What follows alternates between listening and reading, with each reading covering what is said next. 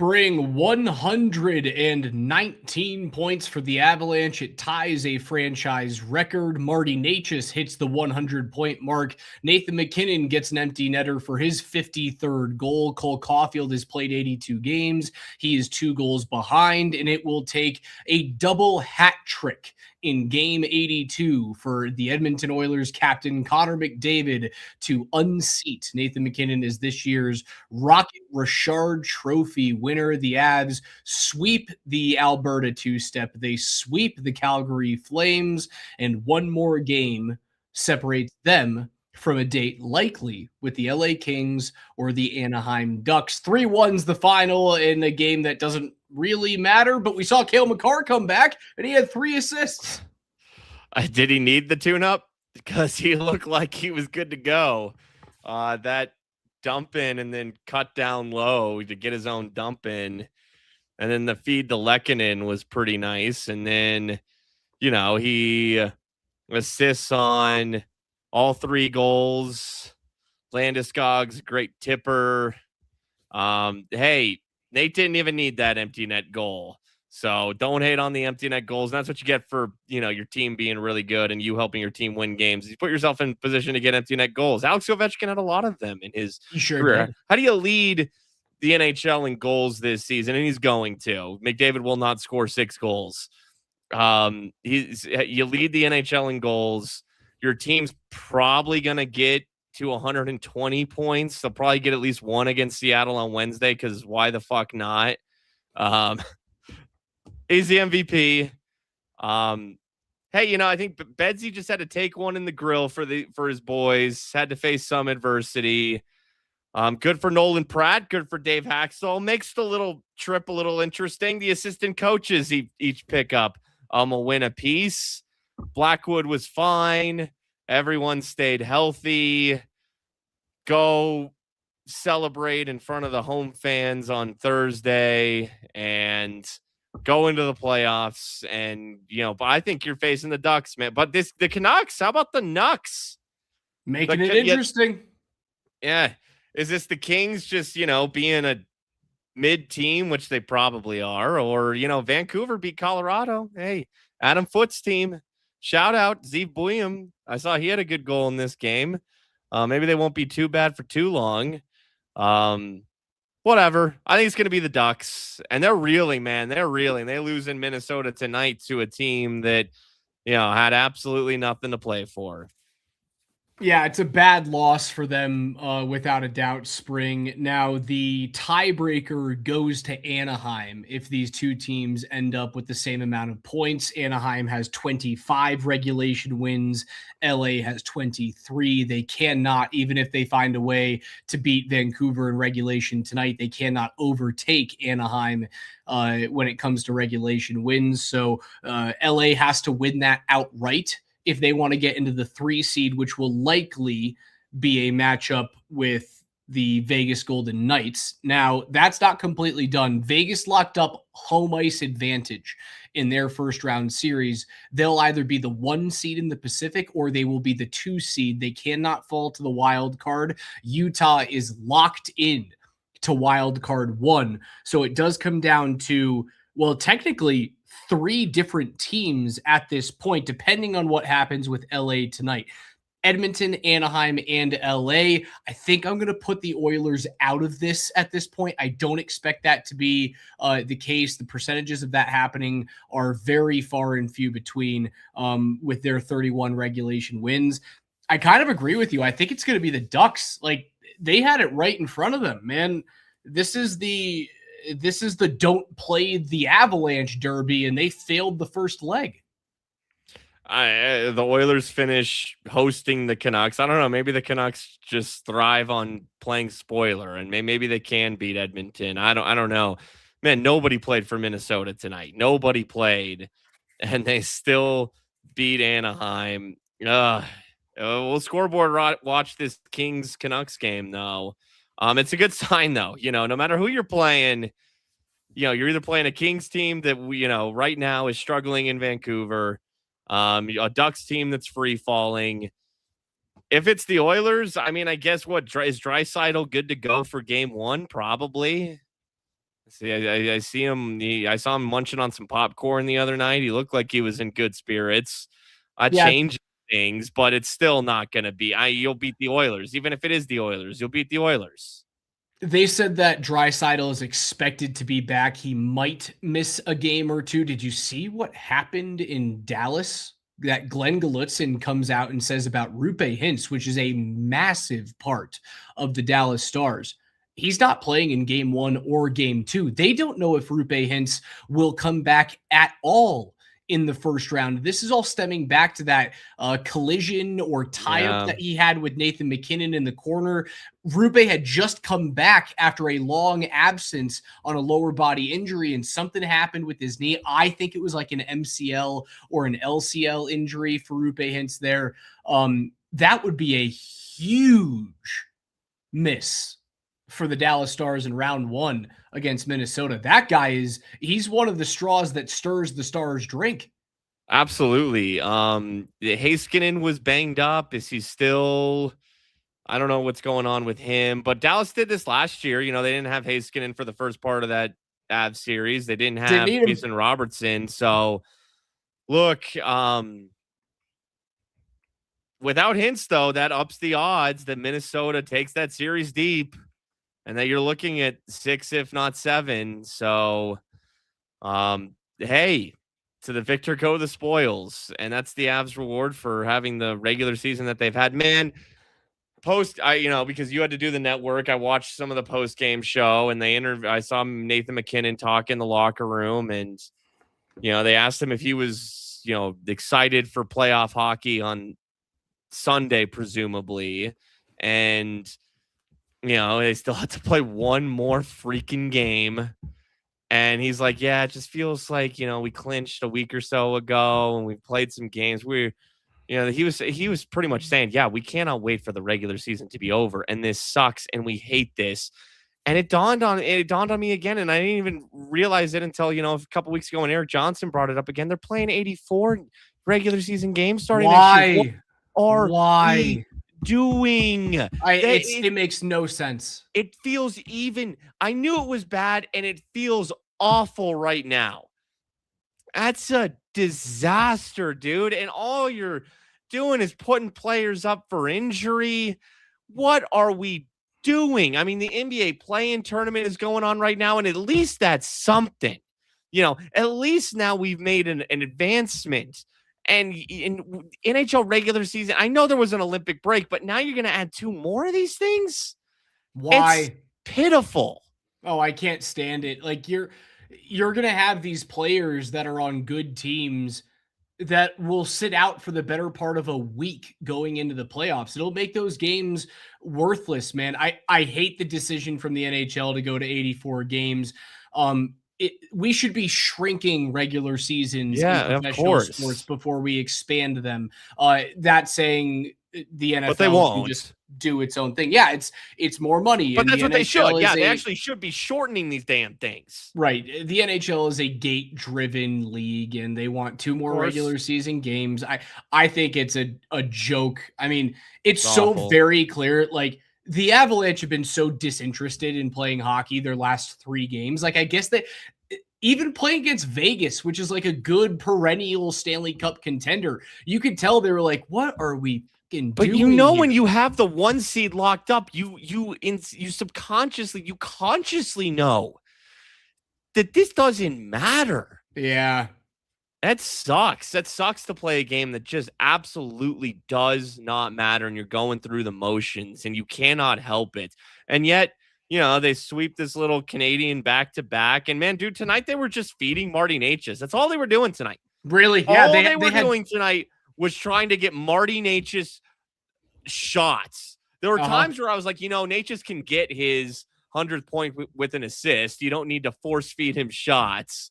Because the Flames are just going to key in on that at a certain point. But that's all they were doing tonight, was just trying to get Necas his 100th point. That was literally all they were trying to do tonight. They had 3 goals today. It was Marty Necas get to 100 points.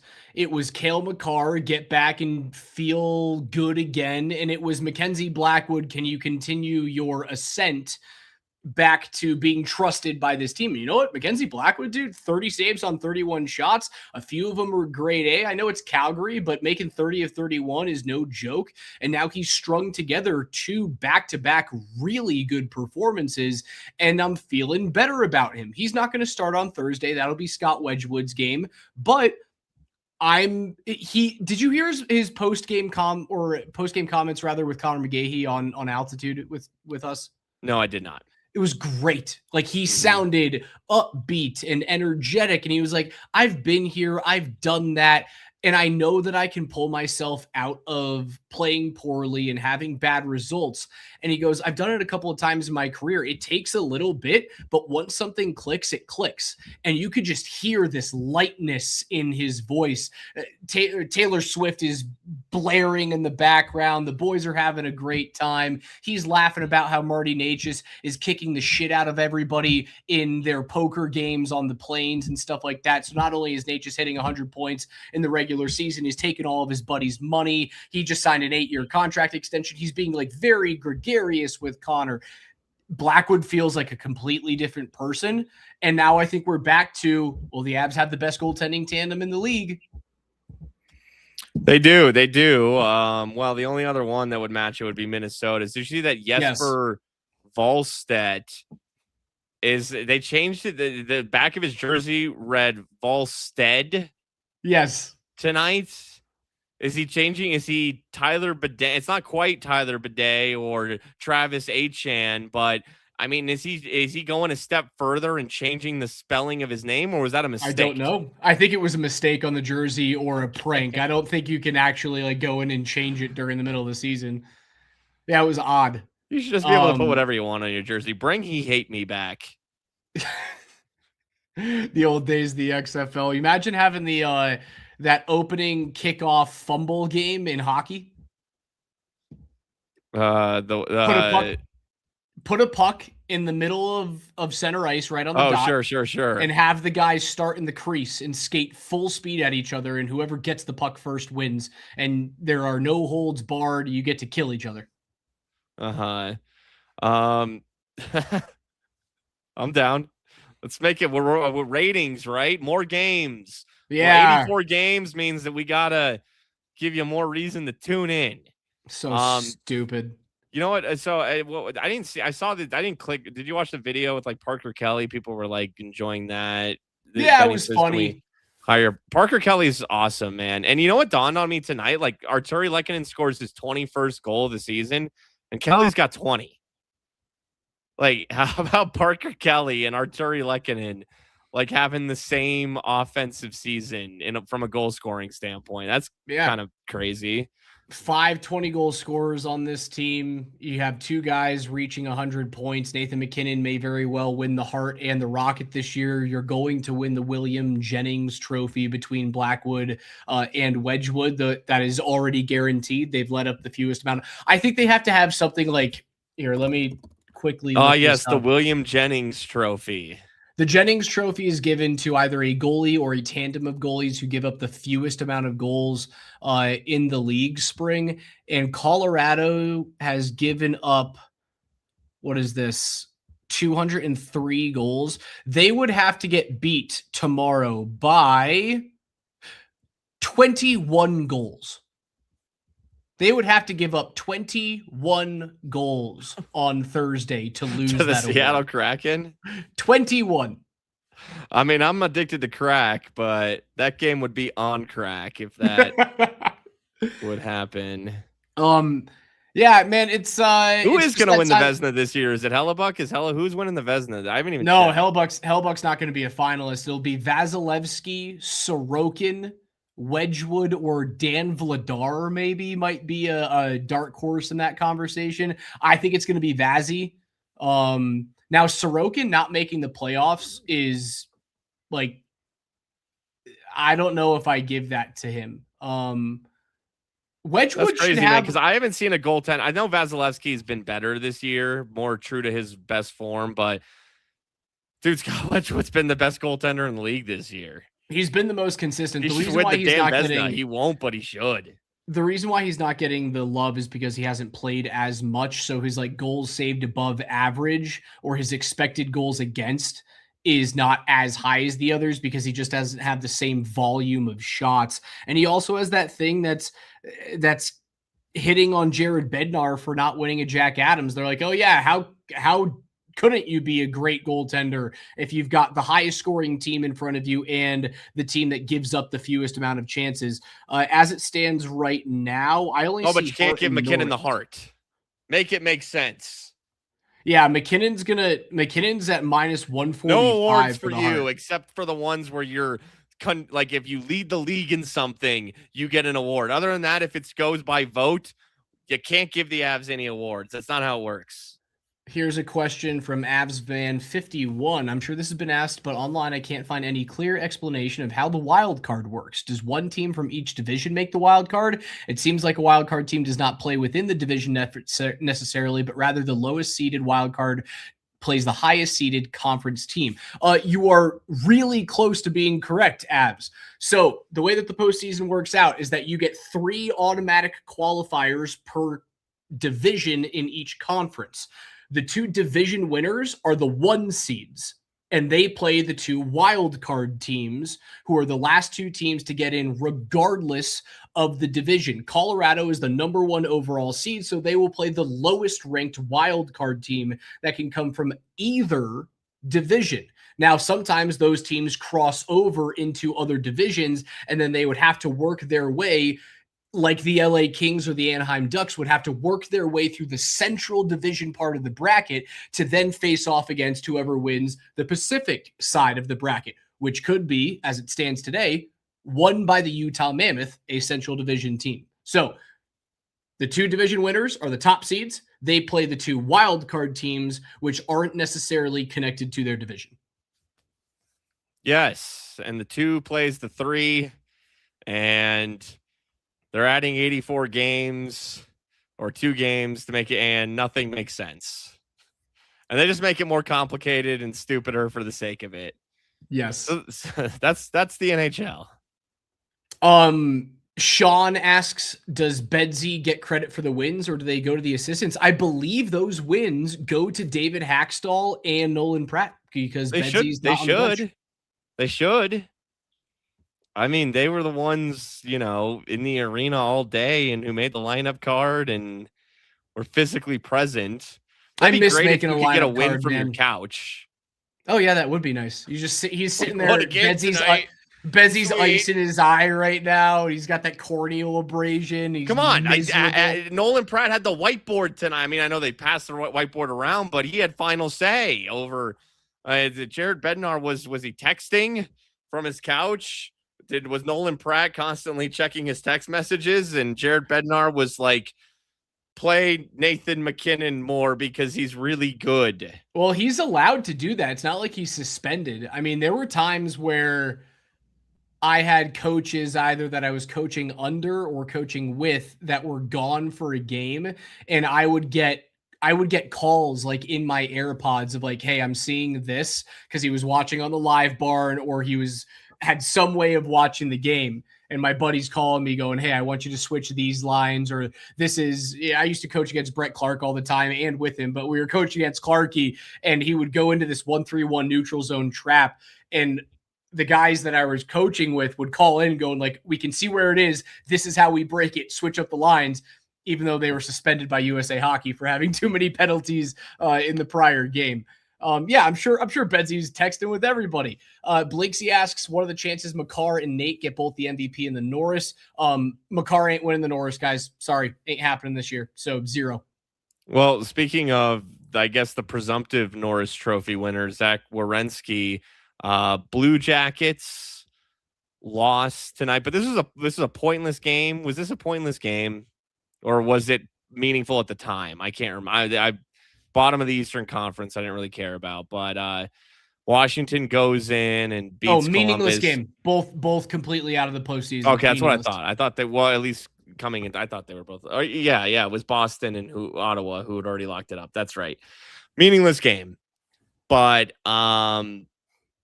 Jackets lose at home. Rick Bowness loses to shit after the game. And pretty much said the Blue Jackets don't care if they lose. That was interesting. That was interesting to see from Rick Bowness. I mean, you do have to have a degree of pride, even if it doesn't matter. Look at the Avs, yeah, they were feeding Natchez all night, but they were trying to a degree. There was some pride. They got 4 points. And last night, Edmonton wanted to win. So, yeah, the Avs have pride. It is that next level. Like if you are a Columbus got like red hot and then kind of fell off late. You got to want it.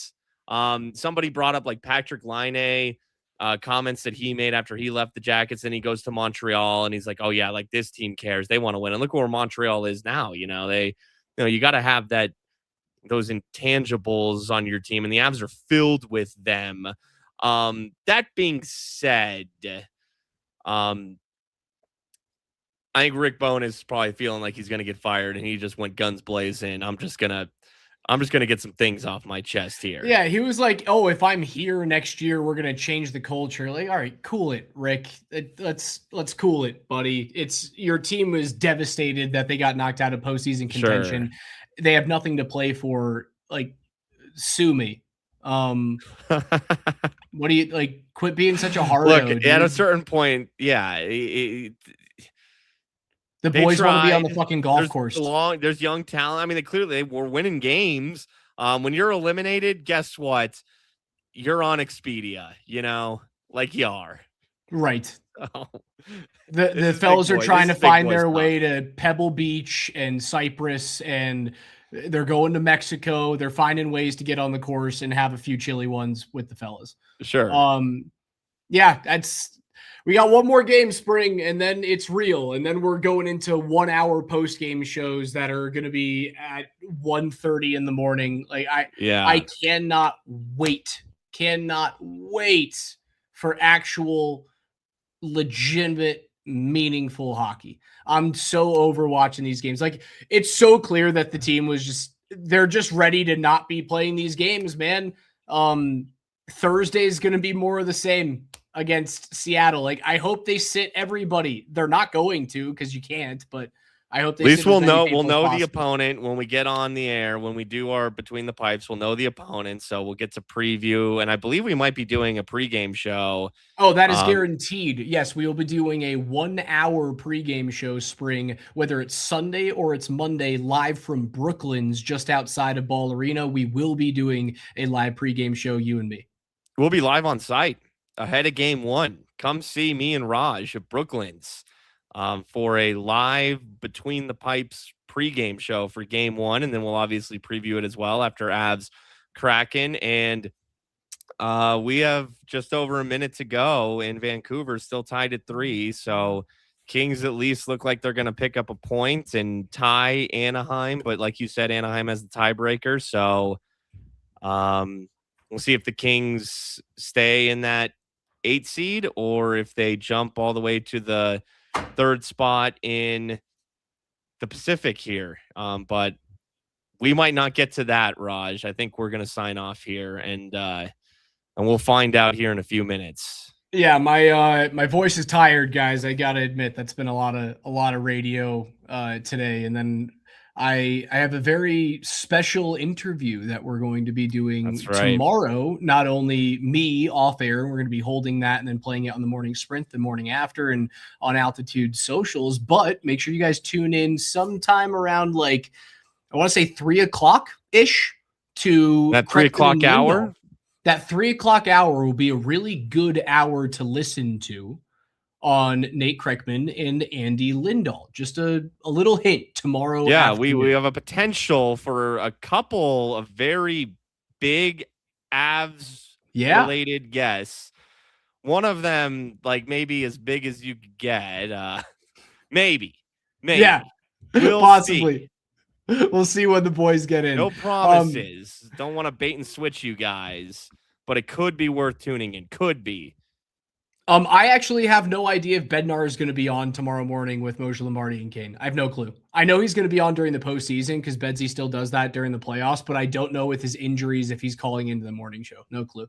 I wouldn't blame him if he didn't. It'd be Neither interesting to would hear I. him talk right now. What does that jaw sound like? Can he even talk? Can he get like, what Siri or something to just voice for him? I don't know. Would that All even right. be good radio? I think it'd be funny radio without a doubt. Uh-huh. All right, Spring. I'm out. My voice is Get out of here, crashing. Man. So we will talk to you guys on Thursday night in the final game of the regular season. Avs and Seattle Kraken. We'll talk to you guys on Thursday night around 11 p.m.